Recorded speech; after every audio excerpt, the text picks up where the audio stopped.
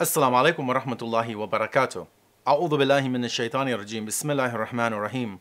Alhamdulillahi rabbil alameen wa salatu wa salam ala sayyidina wa nabiyyina wa habibi qulubina wa tabibi nufusina Abil Qasim Muhammad.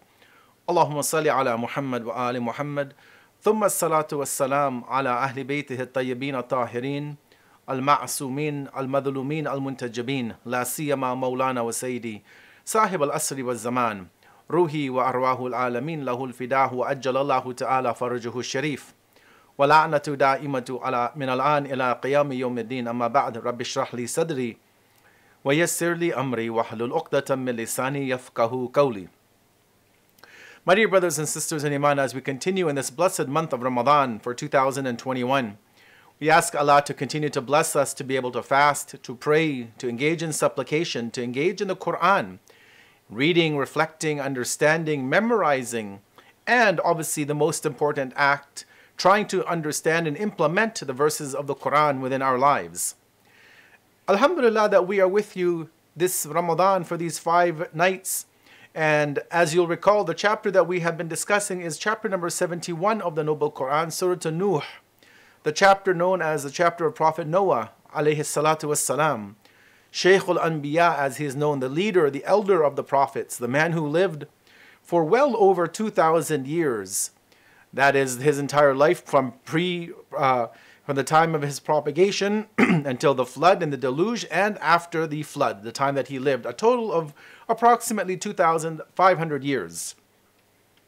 This evening we are in session number 4 of 5 of our review of this beautiful chapter. Not only looking at it from the historical perspective, but also trying to glean lessons that we can learn within our lives in the many areas that we face uphill battles in life. And as we have been mentioning, that this chapter was revealed in Mecca, in the early Meccan period of Islam, and so that means that the Prophet of Islam, Prophet Muhammad sallallahu alaihi wasallam, and the companions, they were living in a very precarious situation. And maybe they were feeling grieved or upset or anxiety that people were not converting to the religion, that were not accepting Rasulullah and his message, sallallahu alaihi wasallam. And so Allah sends this chapter as a consolation that don't worry, don't stress, that just as Prophet Noah alayhi salam went through thousands and 2,000 years of life and hundreds of years of propagation and only was able to have a few people join his side and join the ranks of the believers, that you, the Muslims of Mecca, you will face an uphill battle. And you will be going through many difficulties, but take consolation in the fact that those who came before you also faced, much difficult times perhaps. And, for us today in 2021, this is also a beautiful chapter to read and reflect upon, given our state of affairs in the world today, the Ummah of Islam, the Ummah of Rasulullah sallallahu alaihi wasallam, that we also try our best to educate and preach and propagate the word of Allah. But how many people come into the fold of Islam? Very few, unfortunately. But this verse, in this chapter rather, gives us that consolation and that reminder to always persevere and push forward. Before we go into the tafsir for tonight, I just want to have a reminder of what we looked at in session number 3. And really, it was one main topic, if you'll recall. And that was the various proofs which Prophet Nuh alayhi salam used to guide his people. Whether it was the proofs in the horizon, the earth and the sab'a as-samawat, as he talked about, the 7 layers.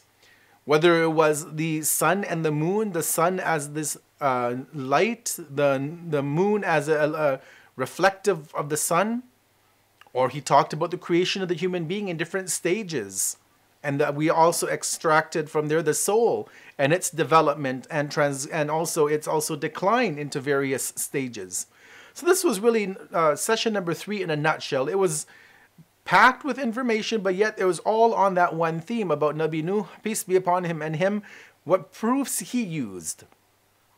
And again, guides for us as well when we want to guide people to Islam or bring them back if they've swayed away, what kind of advice or guidance or counsel or directive we can give to them as well.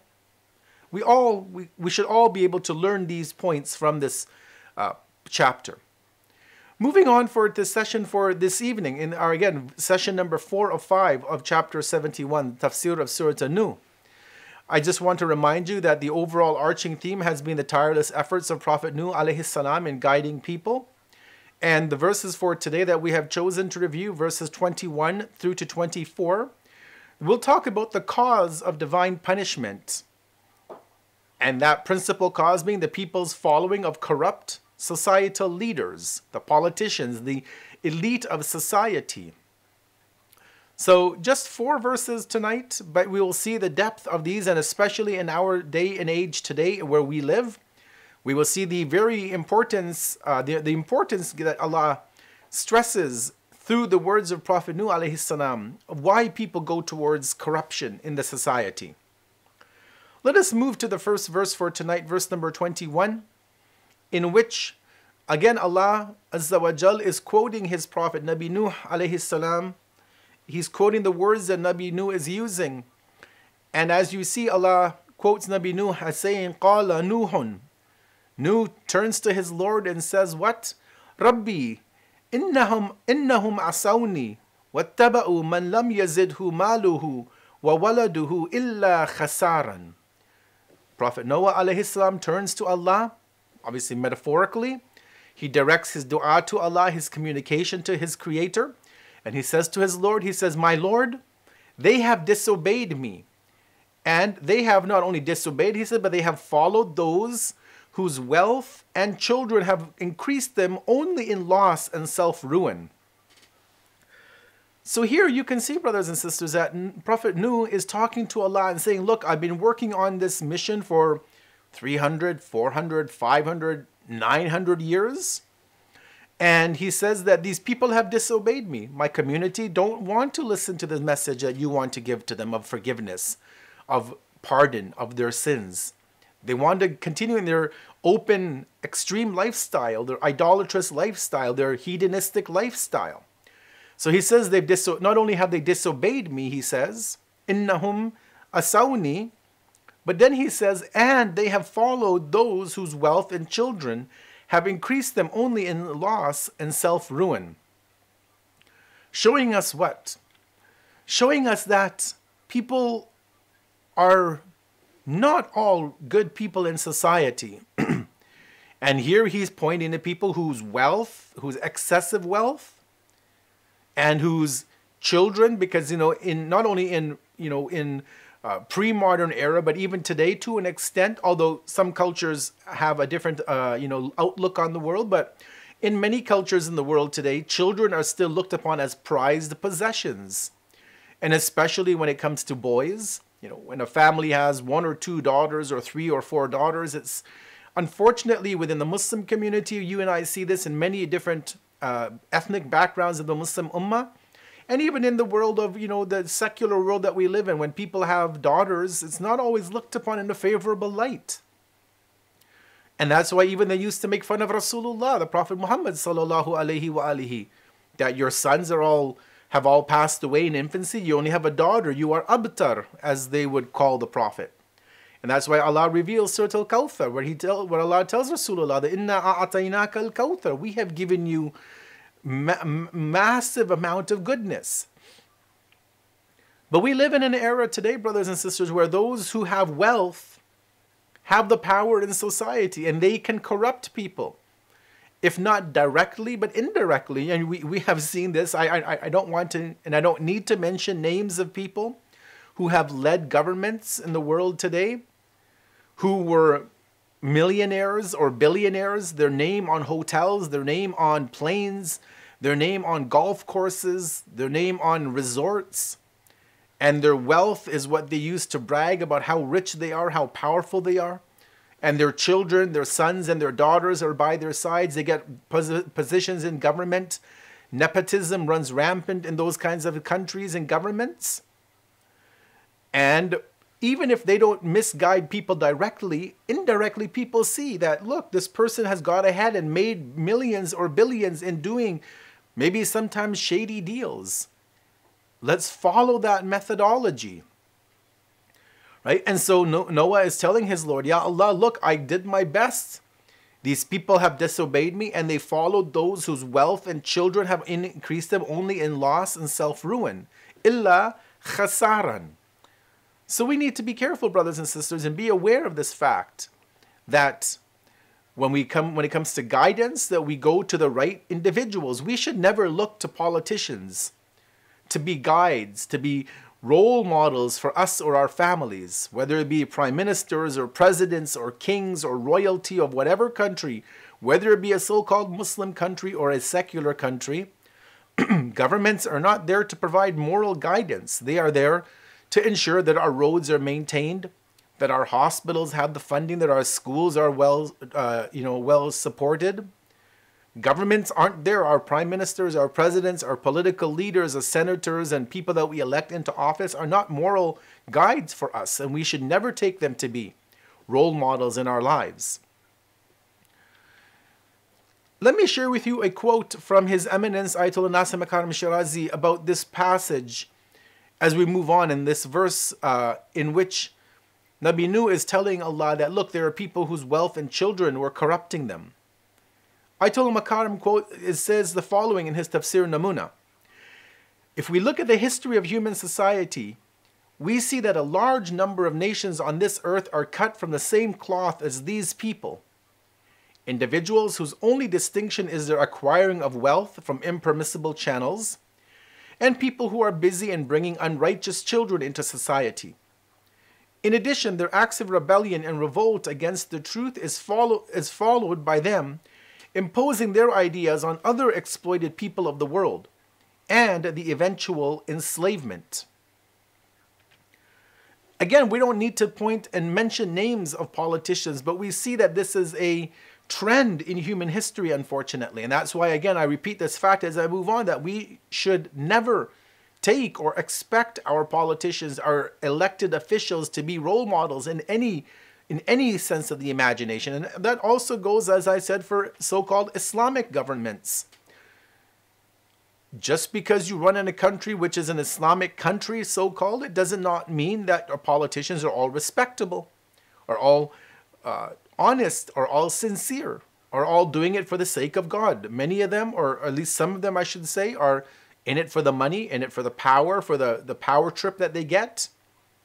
And so we never take politicians as role models. That's really the point. Moving on, verse number 22, Prophet Nuh alayhi salam then says, وَمَكَرُوا مَكَرًا كُبَّارًا, and they have made tremendous schemes, meaning to prevent my call and people's acceptance of it. Now, what are these tremendous, massive plans and plots and schemes of the enemies, of the rich, of the powerful, of the elite of the society that they were putting forth to ensure that people did not hear and accept the message of Prophet Nuh? What kind of plans could they do at that era, in that time? You know, today we have, we are bombarded with WMDs, weapons of mass distraction. We have the internet as one of the most, destructive tools. As great as it is, as much as we can use it to get work done, as much as we use it, for example, for me to deliver these lectures to you these nights, it's also a means of mass distraction. And forget about all of the video streaming services that we sign up for and we spend $10, $20, $30 a month on to watch useless entertainment for most of it, brothers and sisters, or sports, where we watch people who make millions of dollars a year chasing around a ball or a puck worth a couple of dollars. And we enjoy and we cheer them on and we root and we scream and we yell as if they can hear us over the television. When we tell them run fast and get to the 10-yard line or score a goal, they can't hear us. But yet we get anxiety and we get excited. We get up and down our emotions. And we forget God many times, unfortunately. So what are these makars, these schemes, these plans, these plots that the people had used?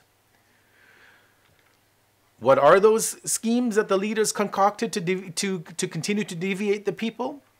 Back then, and even today, I would say, what are the plans? What are the plots that are used? It's idols. It's idol worship. At the time of Prophet Nuh alayhi salam, it was physical idols that were built. Now these aren't obviously the actual idols. This is just a stock image of idols. But you know that at that time, that idol worship was instituted into the society. This is what was keeping people busy from God. Today we have American Idol. We have Arab Idol. We have all of these TV shows that people are religiously watching. Sometimes I'm amazed when I talk to people, not Muslims, mind you, but other people who are not followers of Islam, and they know what TV show or what program comes on what station or what streaming service or what time, how many episodes are in a season, how many seasons have come out. And sometimes maybe even us Muslims, we may have people in our community like this. Maybe we are one of them, that we know those shows better than we know the Quran. Ask a believer to give me 10 surahs of the Quran, any 10 surahs of the Quran, name them.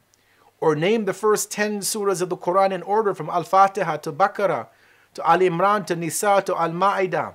And go for 5 or 10 or 20 chapters and see how much we know of the Quran. Just the names of the books. Not necessarily the names of the surahs, all of them, but list maybe 5 or 10 or 20 of them.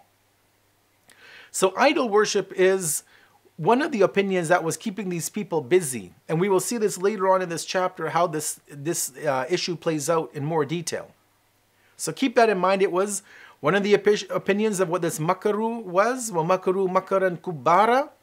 It was to bring people towards the becoming busy in idol worship. And then Nabi Nuh says, he again further clarifies it. Obviously Allah does not need the clarification. He's relating this that we will learn and read about it, thousands of years later. He says, وَقَالُوا, they, the people, have said, meaning the idol worshippers of his time, those who were rejecting his message, they said to him, لَا تَذَرُنَّ آلِهَتَكُمْ, do not ever abandon your gods, your deities. وَلَا تَذَرُنَّ, and do not abandon in particular, they named 5 particular idols. وَدًّا وَلَا سُعَاعًا وَلَا يَغُوثَ وَيَعُوكَ وَنَسْرًا. So these people were telling their fellow worshippers, these idol worshippers, don't ever abandon your gods. Don't go towards what Prophet Noah what Noah is giving to you, this one God business. Don't accept it. Reject him. Reject what he's giving us of logic. Reject all of his teachings, and don't forget your gods, your idols. And they make mention of 5 different names: Wad, Suwa, Yaghuth, Ya'uk, and Nasran. Now let me go and just mention a bit about why these names are mentioned in the Quran. Who or what are these 5 idols? Where do we get these names from? Or where were they? What is their origin in history at the time of Prophet Nuh alayhi salam? So the first opinion is that, and some scholars have this opinion, that these were the names of 5 righteous people who lived prior to Prophet Nuh alayhi salam. When these 5 people died, through the encouragement of Satan, statues were made of them so as to remember and celebrate their achievements. And then these statues were also shown reverence, and slowly this reverence and respect turned into them being worshipped. So this is one of the reasons perhaps why, or where these names come from, that these are righteous people who the community just loved, and so they built statues. Maybe that's why in Islam even it's haram to create statues of living objects, of living entities. Some scholars have maybe a different opinion on this, but generally speaking, the Maraja Taqlid say it's haram to create statues that are of living creatures, living beings, because there is always a possibility that if there is no knowledge of why these statues were built, that people may end up taking them as gods of worship maybe 10, 100, 500 years down the line, because stories will become forgotten, messages will become diluted. So that's the first opinion of what these 5 idols were. The second opinion that our traditions tell us is that our traditions state that these were the names of Prophet Adam's children, alayhi salam. And after each of them passed away, a statue of them was made in order to remember them. However, after a period of time, this issue of these being merely statues to remember the children by were forgotten. And during the time of Prophet Nuh alayhi salam, they were, the wave of worship of these statues increased. So this is another opinion, that these were actually the names of the children of Adam, perhaps. Again, this is just an opinion, a hypothesis. It doesn't mean that any of these are the actual reason why these are mentioned. These are opinions commentators of the Quran have given based on a hadith and their analysis of Islamic history. That maybe these were children of Prophet Adam, the names. And in order for people to remember them and memorialize them, they built these statues to remember them. And then eventually they became objects of worship of the community. The third opinion given by commentators of the Quran, and again, these, just as a note, these opinions are found in Majma' al-Bayan, the very famous tafsir. They're also found in the tafsir of Ali Ibrahim al-Qummi, and also the tafsir attributed to Abu al-Futuh al-Razi. So they mention this point, that the third opinion is that others believe that these were the names of idols which were made during the time of Prophet Nuh alayhi salam. And then this is due to the fact that Nuh alayhi salam prevented his people from performing the tawaf, the circumambulation of the grave of Adam. And thus, to the incitement of Satan, they made statues and began to worship them instead. So as we had said, that between Prophet Nuh and Prophet Adam alayhi salam, there was less than 10 generations. And again, this opinion is there in the tafasir, that some people believe that these statues were there because Nabi Nuh did not allow the people to worship Prophet Adam. And in order to still have an object of worship for them to worship, because they may have been saying that, well, we can't see God to worship him. They created these idols and they began to worship them. And maybe even that's where they attributed or created names for each and every one of these idols. So these are the three opinions of why these 5 names have been mentioned in this verse, and where the possibility is where they came from. Moving on to verse number 24 of chapter 71, Surah Nuh. Nabi Nuh now says, obviously speaking to Allah, Allah quoting him, but this is again for us also, where he says, وَقَدْ أَضَلُّوا كَثِيرًا وَلَا تَزِدِ الظَّالِمِينَ إِلَّا ضَلَالًا. And they, the rich and powerful, have indeed led many people astray. And O Allah, increase not these wrongdoers in anything except further straying, by way of just punishment for all that they have done. So again, we go back to that topic we mentioned a few verses ago about the rich and the powerful, the elite, being people who unfortunately set a bad example in society because of their wealth, and maybe how they develop that wealth, many times through impermissible gains. And their family, their children who become agents around them through nepotism. They get appointed to positions that they shouldn't have just because they're daddy's son or daddy's daughter. They get to be, the CEO and different positions they take on in business. And again, Nabi Nuh is saying that, look, it's these rich and powerful people who adallu kathiran. They've led many people astray. Not only at his time, again, as I said, that you and I look around us in the world today, and you and I see the similar problem in this world, that many people are led astray by the governments that they follow, by politicians that they worship, that they idolize.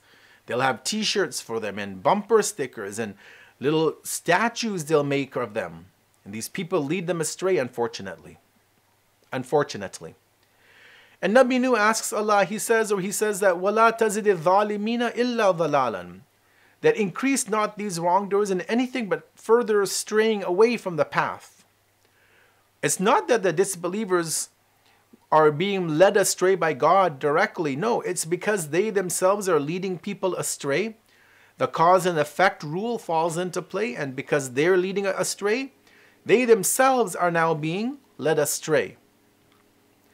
And again, that is what we talked about previously, that it's all about what the actions of the people are. Allah does not punish people unnecessarily. He does not lead people to deviation or misguidance. People do this to themselves.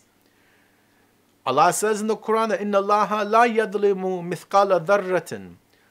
Allah does not, oppress a person in the smallest amount. Walakin, however, He says that people misjudge or commit acts of oppression against their own souls. So again, it goes back to the people themselves and their own actions, and Allah allows them to stay in their deviancy and continue in their level of deviancy and corruption and misguidance. So one of the points I just want to mention about this phrase, وَلَا تَزِدِ الظَّالِمِينَ إِلَّا ضَلَالًا, this increasing in misguidance and deviancy, three different opinions can be understood by our scholars of tafsir of the Quran about what this verse, or this portion of the verse rather, may mean. Number one is they say that it could refer to the removal of the divinely granted ability, the tawfiq, to accept the teachings. It may also refer to the punishments the despots face due to their oppression, in which they lose the divine light of true faith and they are stuck in spiritual darknesses. And point number three is that the consequences of their actions, this misguidance, this dalal that they continue in, that they perpetuate in, is the consequence of their actions based on the spiritual law, as I said, of cause and effect. So we see that this is three different interpretations, because at one level it could mean that Allah would remove the tawfiq, this divinely granted ability, success, good fortune, to accept the teachings, that Allah will basically block them from ever receiving guidance because of the fact that they are misguiding others. So Allah would remove that ability for them to ever have an opportunity. Now don't blame God for the misguidance again, as I said, because God is Al-Adl, He's just. But He is showing that when you are doing actions, then He will reciprocate and He will also block you from certain abilities. Or as it says that these despots, they would face oppression in which they lose the light and they're stuck in their darknesses because they are putting other people into darkness. And ultimately, it's really the law of cause and effect. What goes up must come down. When you do oppression to others, you will also face a level of oppression to yourself. So scholars have given these three opinions of what this phrase may mean. Now, let us try and wrap up this discussion by looking at some points to reflect as we move on for this session, our fourth session of the tafsir of Surah Nuh for this Ramadan. One point to keep in mind is that those who do not follow leaders appointed by Allah, they will end up following anyone and everyone, even the worst of people. And this is, even why we even have a hadith that comes to mind. I don't recall which infallible it comes from, but we're told that when two groups of people are righteous and pious, the ummah will be righteous and pious. And when they become corrupt, then the society will become corrupt. And when the infallible, the ma'soom, was asked, what are these two groups? We are told, al-umara wa al-ulama, the political leaders and the religious leaders. When these two groups are corrupt, then society will become corrupt. And again, we have seen this. We have seen this in many parts of the world. We've seen politicians which were accused of inciting an insurrection. Again, they were accused of it. I'm not going to say that they're guilty of it. They were accused of it. But that was a rule, that was the job, or that was the action which a politician was accused of. Other countries we've seen where their politicians label people who do not follow their religious ideology as heretics, as exiting the fold of Islam and engaging in what we would call takfir. And when the political elite do that, then that gives the normal people, the lay people, the right to go and take the life of those individuals. And as the hadith says, that even when the ulama are corrupt, and we have seen this again in numerous instances, not only in Islam, because unfortunately we have corrupt scholars in Islam of all denominations across the board. And that gives the common people the right to say, well, that scholar is doing this, he says this, he's articulating this, he's allowing this, so we follow him. But you look at the world today around us, certain segments of Christianity, for example, I'm sure we've heard all their stories of the corruption of some of the clergy and what that has meant for the church on a whole, and other religions as well, not just Christianity, but other groups out there as well, where their clergy are corrupt and deviant. So if you don't follow the rule of God and the rulers sent by God, meaning the prophet, the messenger, the imams of Ahlul Bayt alayhim salam, then you end up following the worst of people, whether they be companions of a prophet, so-called family members of a prophet, spouses of a prophet. So we need to go back to the sources, brothers and sisters, and follow the right leaders that God has asked us and told us to follow. Number 2 is that the grief which Prophet Nuh alayhi salam showed, the fact that he's called Nuh, one who grieves, who cries, who laments, who is sorrowful of what is happening. It wasn't due to him being left alone with a handful of followers. It wasn't that he was looking for numbers only to have numbers in his group. No, he actually grieved because he knew that the people were going to face a massive loss. He didn't want them to be drowned and die and be killed. He was truly concerned for his community. As I said, and I've been saying in this series, that we as believers also need to be concerned of our community. Community meaning the people who are not yet believers that we live around. We should be concerned for their welfare. Try and guide them. They may not listen, but we try our best in whatever way we can reach out to another human being to bring them aboard the Ark of Salvation. The Ark of Salvation of the Ahlul Bayt alayhim wassalatu wassalam, that is. Point number 3 that I want to leave us with is that although wealth and children can be a blessing, and you see this in the Quran where Allah refers to wealth as being khair. In the verse about a wasiyah, about writing a will, Allah calls, He says, in taraka khairal. If you leave any goodness, in taraka khairan. If you leave any goodness behind, meaning wealth. And we also know that children are light of our eyes, can be a benefit for us. رَبَّنَا هَبْ لَنَا مِنْ أَزْوَاجِنَا وَذُرِّيَّاتِنَا قُرَّةَ أَعْيُنٍ وَجَعَلْنَا لِلْمُتَّقِينَ إِمَامًا, as we read in the dua. So children and our wealth can be a blessing, but there are times that both of these or one or the other can be curses and the cause of our downfall. We need to make sure that if we have wealth, we use it in the appropriate way. That first of all, we've earned it from the appropriate way, and that we use it in the appropriate way. If we decide to have children with our wife or with our spouse, for the sisters watching, if you and your husband decide to have children, for the husbands watching, if you and your wife decide to have children, you need to make sure that you are going to train them on the right path. You don't let them just be free in the society. No, you give them the guidance. Obviously, you let them determine where they want to go in life at the end of the day when they're mature enough to understand. But as believers, we are obligated to teach our children the path of Islam. And obviously the path of Ala Muhammad alayhim wassalatu wassalam.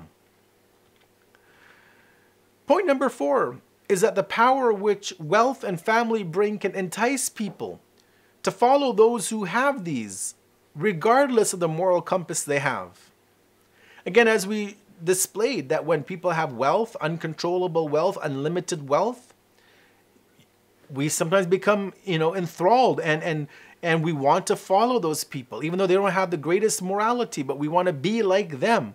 Find out how they made their money, their millions, and follow that path, that trajectory in life, especially maybe our young viewers there. They see these people like Warren Buffett and Bill Gates and Jeff Bezos and Oprah Winfrey and all of these millionaires and billionaires and multi-billionaires, and we want to be like them. But sometimes when we want to be like them, we end up also being like them morally as well. And there are some wicked, evil people out there who maybe were rich, but they were the worst of the worst. And so we need to be careful, because power will bring wealth, and wealth will bring power with it. And that has the potential to bring corruption. Not to everybody. I don't want to generalize and stereotype, because there are people who have power, who have wealth, who are good people. But they are the exception rather than the rule.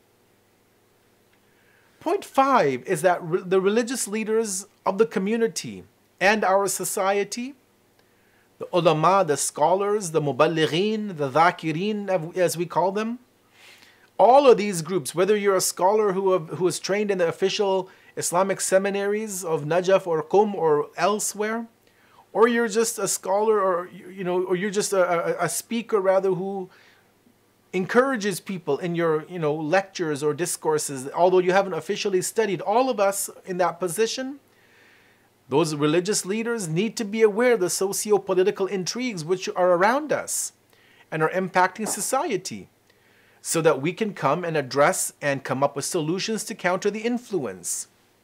Prophet Nuh alayhi salam knew the names of those idols. It wasn't haram to know the names of idols.